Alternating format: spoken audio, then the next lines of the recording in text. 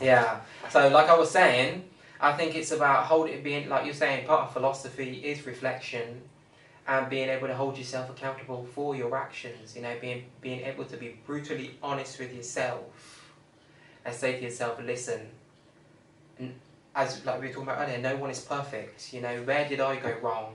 You know what I mean? Like, say there's there's a lot of people out there that get married and then end up getting divorced a few years later. You know, people like to blame each other, or or whatever the case may be. And in some cases, you know what I mean, it is one person more than the other. You know what I mean? Some person might be cheating or whatever the case may be, and it might lead to that divorce.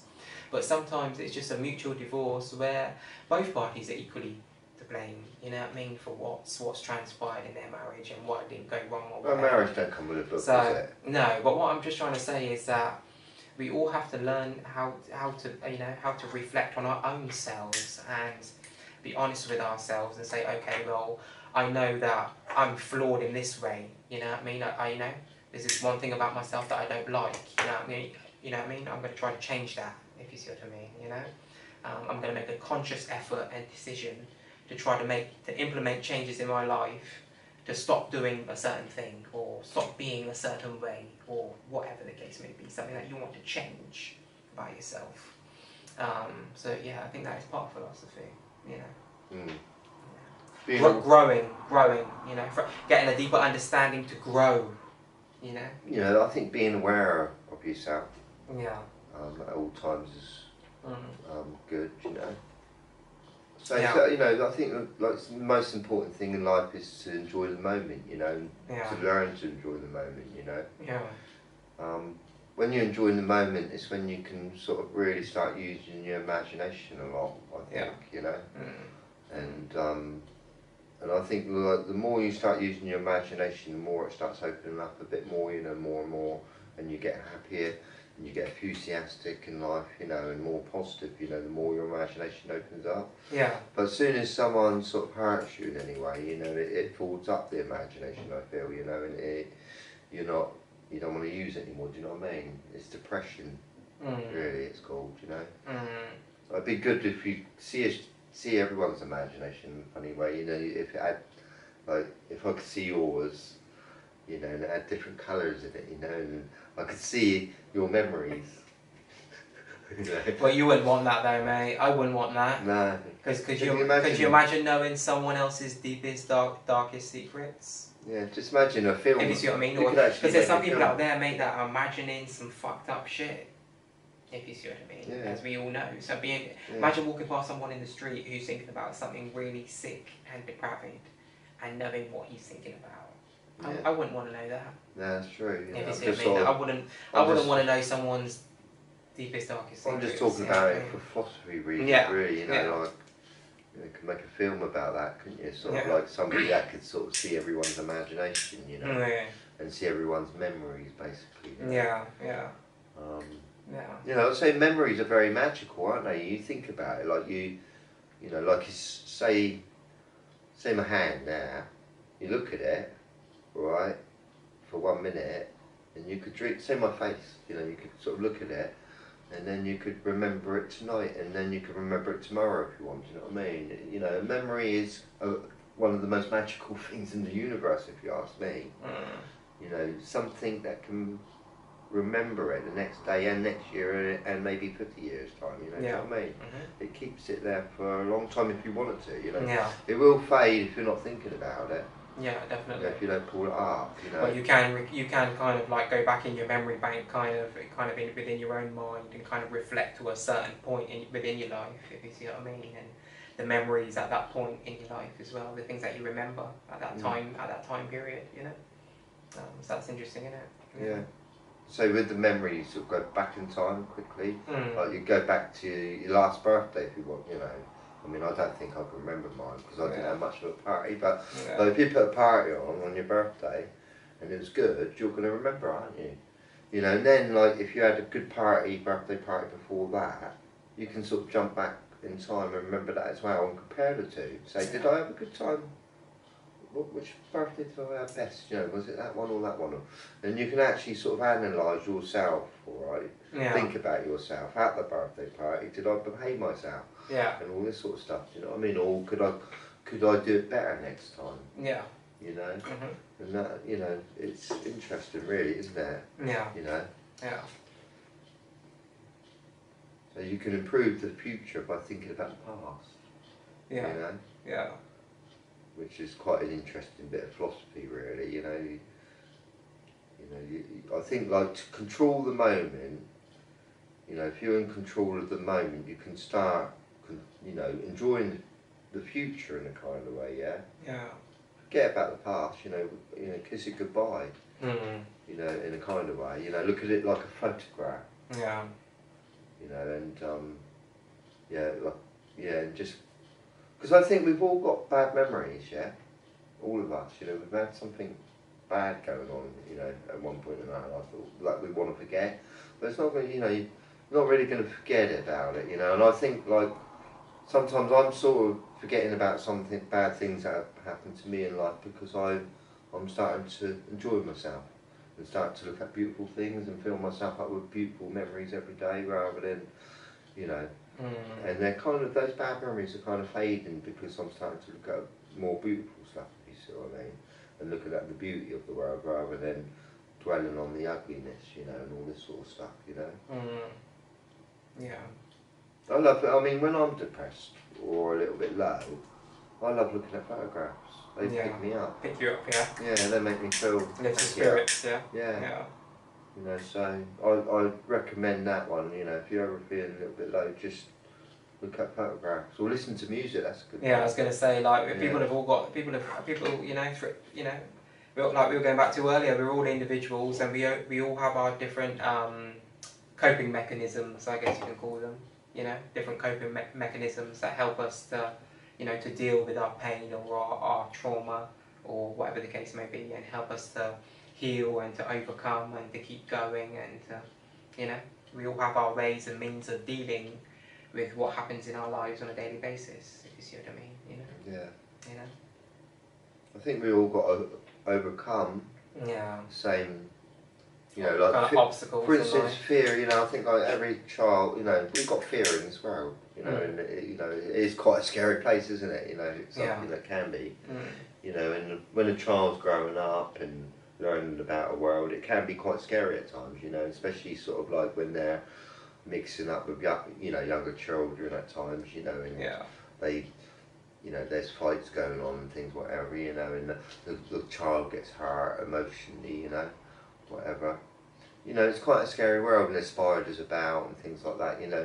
And I just think it takes time to overcome all these fears a little bit, you know. You know, it just takes time to mature. Yeah, definitely. You know, and so we're all living. We've all. I feel like we've all got the same kind of emotions almost, you know. And it's like some people are narcissistic, is that right?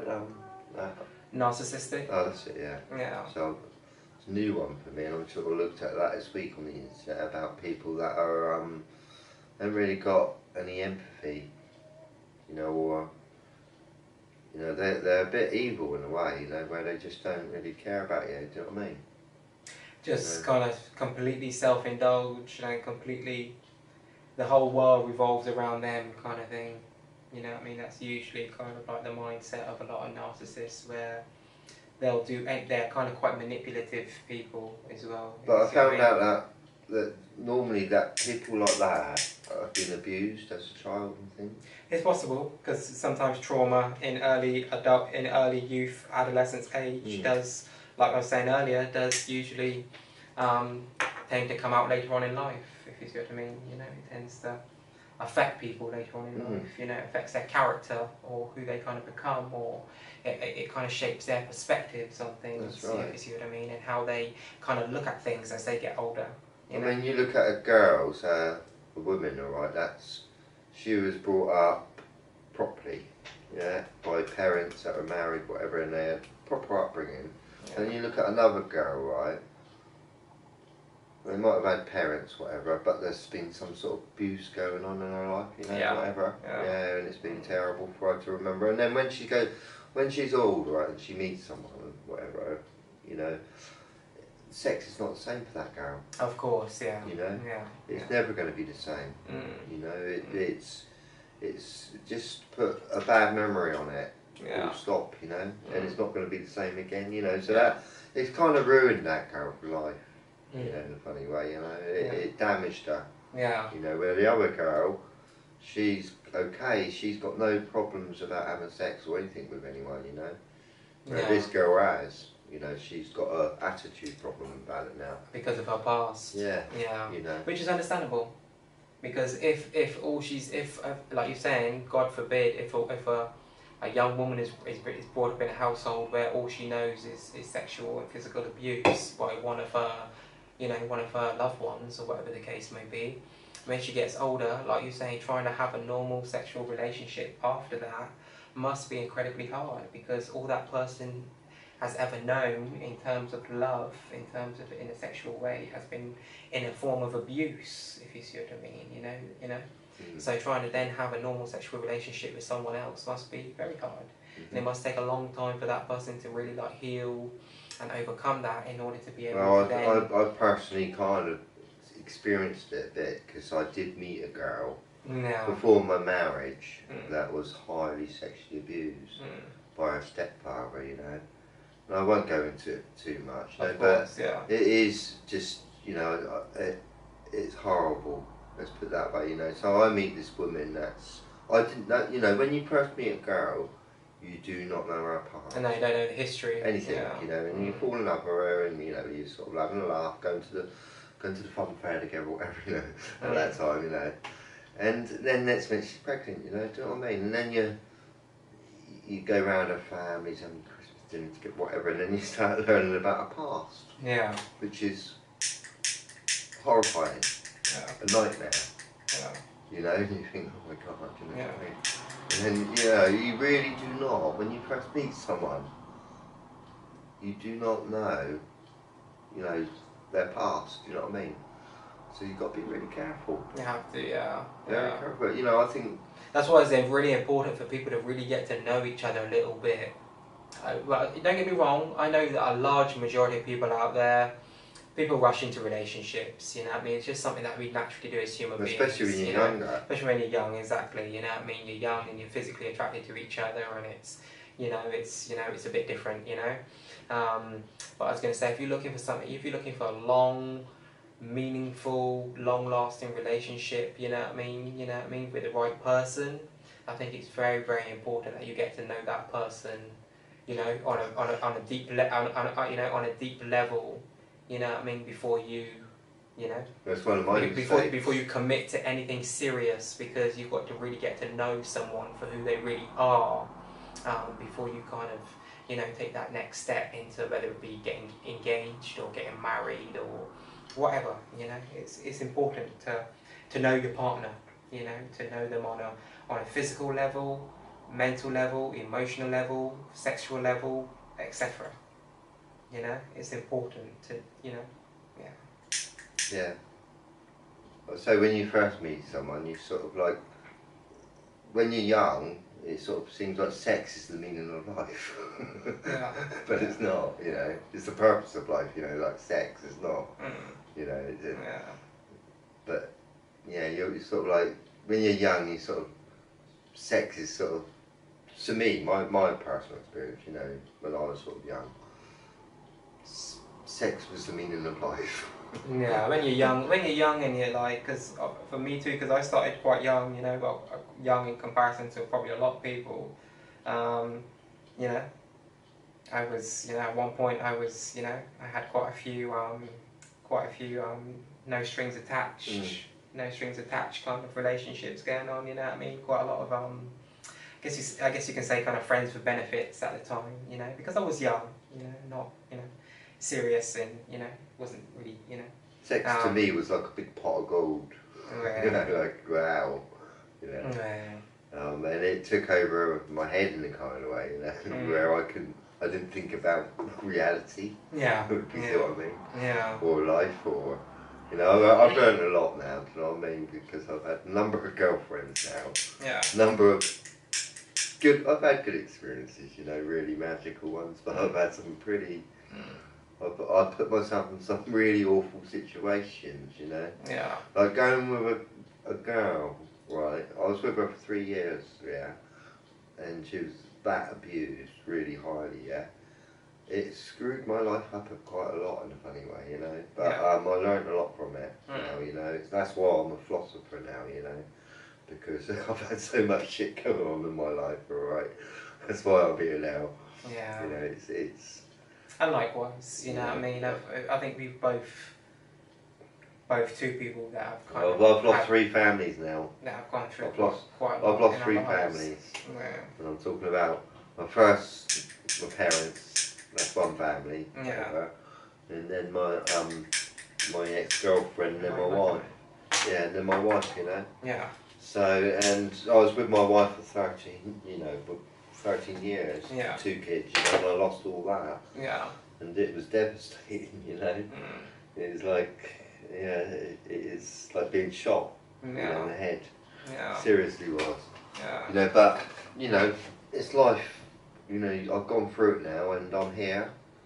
And I'm glad I've had those kind of, you can look at marriage like that as like a little experience like that now, you know. Yeah. It's like I can look at my childhood now, yeah. I don't mind being open on the camera or whatever. Yeah. Everyone, yeah. Yeah. I look at my childhood now, yeah. And I can look at my sex life now and put my feet up now, you know, and relax. Yeah. You know, without, you know, like when you're a child, you're always sort of jumping up and down, you know, running up, jumping up in beds and all that. You really got a lot of energy in you. And then you leave school and then you're having sex all the time every 5 minutes. And then when you reach the grand age of 56, you just put your feet up and remember it all. Yeah. Yeah. Yeah. Yeah. But I don't think your days are completely numbered yet, Well, I might mate. be lucky. Your days might not be completely numbered yet, I might be lucky. You might find a nice friend, you never know. I might be lucky, you know. You might find a nice friend, a nice lady friend, you know. You might find a nice lady friend around your age who's looking for this, you know, got the same kind of, you know, ideas as you, and you know. Yeah, anyone interested, just message. Yeah, so my mate, you know, any ladies out there interested in my mate Darren Love, you know what I mean? I'm a bit old now, but, you know. Just looking for a friend, you know. Nothing too serious, but, yeah. I'm advertising myself. Yeah. I thought I shouldn't be saying on TV. I've had sex for 4 years or 5 years. I'm a virgin again. I used to have sex every day for loads of times. Been born again. I used to have sex every day for many years, you know, do you know what I mean? But now it's come to a halt. Don't worry, mate. It's just a memory. Don't worry, mate. One day, mate. You know, you might meet somebody in the street, mate, and hit it off, and you know. Don't think it'll work anymore. Well, I'm too old. Well, with the right bird, I think with the right bird it will, mate. With the right bird, mate. You know. We'll see. All depends on the attraction too, doesn't it? As well, that helps. Yeah. Anyway, we're talking about philosophy. Yeah, we've diverted. Sex is about philosophy too, you know. Like nature is sex, isn't it? Really. Well, of course, nothing would exist without, obviously. Well, trees are always mating. Without mating. procreation. Beetles are mating. You know. Yeah. Nothing would survive without procreation. You know. We've got, you know, it's funny that nature has got this, you know, half of it's female. Yeah. And half of it's male, and it's got this attraction to each other somehow. Well, that's how it is. That's everything throughout nature. Everything has it's a perpetual balance, if you see what I mean. You know, it's a balance. You know, you've got to have the two energies, the masculine and the feminine. You know, it's like everything. You've got a positive and a negative. You know. Yin and yang. Yin and yang. You know, good and bad, up and down, left light and dark. right, light and dark, hot and cold. You know what I mean? Goes on forever. Yeah, we've got contrasts, you know. So yeah, you know, balance is important, you know. It's like even your senses, yeah, all your, I think I've said to you once before, but I say to you, your senses, yeah, like for instance your eyes, your sight, you can sometimes see really bad things, like you don't want to see again, Or you can see really beautiful things. Yeah. And the same goes with your touch. You can touch nettles and glass, and cut, you know, that feel uncomfortable. And all soft stuff, you know, like say a woman's skin or birds' feathers, nice and soft, you know. Ears, you know, like you can hear really nasty, horrible sounds that you know, some sounds can deafen you, but then you can hear beautiful sounds. Yeah. You know, and same with smell. Mm. Some smells are really sick and horrible and make you puke. Yeah. And some smells are really beautiful, like flowers, you know. Yeah. Yeah. And same with taste. Some tastes, you know, like if you tasted something that was really off, you know, you know it straight away, you know, or something, you know. Yeah. Yeah. Or if you put acid in your mouth, you know, you'd know it. Oh, you'd more than know it, mate. You know what I mean? You'd more than know it, mate. You know what I mean? You'd regret that for life. But you know, if you put a teaspoon on sugar, you know, you'd quite enjoy that. Do you know what I mean? So I think there's like two sides to nature. You know, it can either get pretty horrible and unhappy, or pretty happy. You know, two sides of nature. Right down the middle there, I think. You know, I just thought of that a few years back. That's all. You know, that nature's got like two sides of it, like male and female. Yeah. You name it. It's funny. Yeah. It's a weird place. But that's how wet and dry. Yeah, that's how everything exists. Though that's how everything exists. It has to have. You have to have balance. You know what I mean? That's how everything. We even got two halves. You know, like. Yeah. Like, there's a half to us, isn't there? Yeah. In a kind of way. Well, we're physical and spiritual beings. You know, because we got a physical body, but we also know that we have a soul. You know, we all have a soul. So you know, we're both physical and spiritual beings. You know. That's right. Like, I'm sort of thinking about this a couple of weeks ago. The reality, the physical world. You can't go to the moon. And you can't go back in time right now, do you know what I mean, yeah? Physically you can't. It's impossible. You know, but spiritually you can. You know, you can step back in time. Yeah. You can remember things, you know, and you can also dream that you're going to the moon. You know, so you can, you know, your spirit can go everywhere. Yeah. Your imagination, that is, your spirit, you know. But your physical can't, you know, and sometimes your spiritual has to tell the physical to do something to make your dreams come true, you know. Yeah. Yeah. So you can make your dreams come true by kind of dreaming, and then you have to tell yourself physically to do it. Yeah. Kind of way, yeah. Yeah. And get that done. Yeah. In the future. Well, it's manifesting it in your mind first, isn't it? Like you're saying, you know, you have to come up with the idea or whatever the case may be. Like you're saying, you know, you gotta think about it and analyze it, and you know, and then like you said, try to make it a reality. You know, make it into something realistic, something that exists. You know what I mean? A real thing. You know, so yeah. Yeah, philosophy's a very interesting subject. You know, I don't think you can ever stop talking about it either. No. Because there's so many things. Yeah. Yeah, it encompasses so many different things, you know. We've all got our different perspectives on philosophy, and you know, and how we kind of act according to that, I guess, if you see what I mean, you know. You know, each, like we were saying earlier, different cultures, different religions, different, you know, have different ideologies, you know, based on their philosophies, if you see what I mean, you know. So yeah, we're all different, you know. We're all different, and we all slightly, you know. Yeah, we are, you know. We're very similar, but we are different as well. You know, you know. You've got to think, like, when you're born, you can't look at your future. You know, like when you're 1 year old, you can't see your future yet, can you? No. Yeah? You know, and you haven't really got a past to look at either, really. No. I mean, you only got a year's past, and really you only just open your eyes and making it all out. So you haven't really got nothing at that age, you know. Yeah. But say you're 100 years old, now you know, you haven't really got much of a future. You might have 1 year if you're lucky, do you know what I mean? Yeah. Yeah. Yeah. But you've got your whole past to look at. You can see it all now, do you know what I mean? You've got your childhood, you've got your marriage, and you've got whatever, do you know what I mean? It's all in there. Yeah. You can see it all. Mm-hmm. You know, and it's quite funny when you look at it like that, you know, like you can see all your memories when you're older. Yeah. And because you're getting older, right, every year you're sort of sometimes thinking about your childhood and that, your childhood, you know, when you're 6 or whatever, yeah. Next year I might be thinking about it again, you know, and because I was thinking about this year, it's kind of come together a little bit, my childhood, as I'm getting older. It's all kind of fixing together, you know, because I'm kind of like, my imagination is growing every day.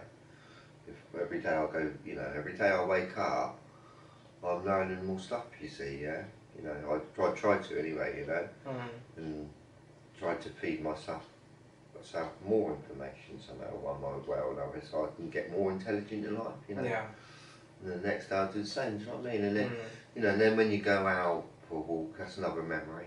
Yeah. So, you know, you always, you know, whatever happens in one day, you know, and you meet people and all that, you put that in a, you know, it's like a, you know, another pebble that you put in your pocket, whatever, on your back to remember in the future, do you know what I mean? Yeah. And you're collecting all these pebbles, and then you get, you know, you can look at all these pebbles when you're older in a kind of way, you know, but some of them you forget, obviously, do you know what I mean? Yeah. Yeah. You know? Yeah. But you know, when you're a lot older, you're going to have a lot of pebbles to look at, Yeah. if you see what I mean. Definitely. You know? And I try to, honestly, yeah, every day I wake up, and I do get up quite early, yeah. Yeah. I can't wait to learn more. Yeah. Yeah. You know, you got to be enthusiastic, you know, if you're not, Enthusiastic. that's yeah. it, you know, because the more I learn, I feel, the more I just feel I'm just getting just slightly more intelligent every day, and that's that, you know. You know, I felt like I was intelligent when I was like 5 or 6, honestly, yeah. But you know, I didn't really understand the world at all. Do you know what I mean? At that age, you know, and then you get older. When you're 20, you know a little bit more then, you know. So you know you're more intelligent. You know, you're much more intelligent than 5. And then when you're 40, you know, you get more intelligent and more intelligent. Do you know what I mean? And I just think some people give up. They give up all they don't know. You know, your imagination is your intelligence, by the way. You know, and you know, the more you can remember, the more intelligent you're going to be in a funny way. You know, because you've just got so many memories there, you can kind of fix them together. Yeah. Quite quickly. Yeah, it's like when you're talking, like right now. You know, your imagination sort of working in a magical way. Yeah. Getting all these words together and fixing them together in super quick time, you know, like magical time in a funny way, you know. Yeah, yeah. Yeah, it's true. Yeah. Yeah. Yeah, we could go on and on about philosophy, really, you know. Well, everything about, you know, like time itself, you know, what's time? Yeah. You know, that's philosophy, you know. You know, it's the future. What is the future? You know, like when I look 10 years into the future right now, yeah, I think, oh my God, I'm gonna need a walking stick by then. That's my future, yeah. And actually, hopefully not, mate. Hopefully. And I'll be on the toilet a little bit more, and I'll be making the odd mistakes by like putting tea bags in the freaking you know, or whatever. Yeah. You know, as you do when you get older, you forget. Yeah, you do. You know? Sometimes you do funny things. That's a crazy thing about life, isn't it? You know, like when you're younger, right, you're learning and learning and learning at school, right, and then you leave school and they want you to go on some sort of job government scheme, and they want you to do some sort of training, work training, train, you know, and educate, and people go sort of night school educating all the time, you know, learning extra things, you know, and we learn, I mean, I love learning, like I just told you, yeah, but then I think, well, when I sort of, you know, reach my peak, sort of maybe, you know, like when I'm 80, I drop dead and lose my memory. You know, do we lose our memory when we die? That's the interesting thing, isn't it?